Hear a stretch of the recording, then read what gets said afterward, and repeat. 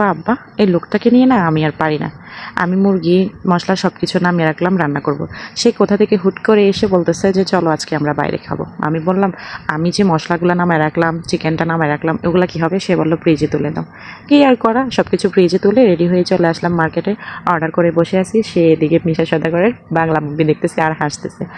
Order নিয়ে সে তো চলে আসছে।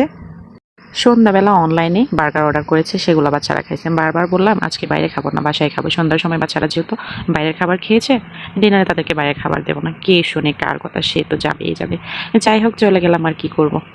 বাইরের খাবার খেতে আমারও মন্দ লাগে না। একটা সময় যে মেয়েটা এই খাবারগুলো দেখলে নাক সিটকাতো, আজ সেই মেয়ে আমি এই খাবারগুলো অনেক তৃপ্তি ভরে খাই, আমার কাছে অনেক মজা লাগে।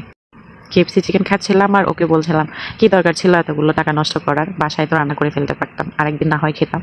সে আমাকে বলল এত হিসাব করো না তো, চুপচাপ খাও। একটা সময় এই সময়টার জন্য আফসোস করবা।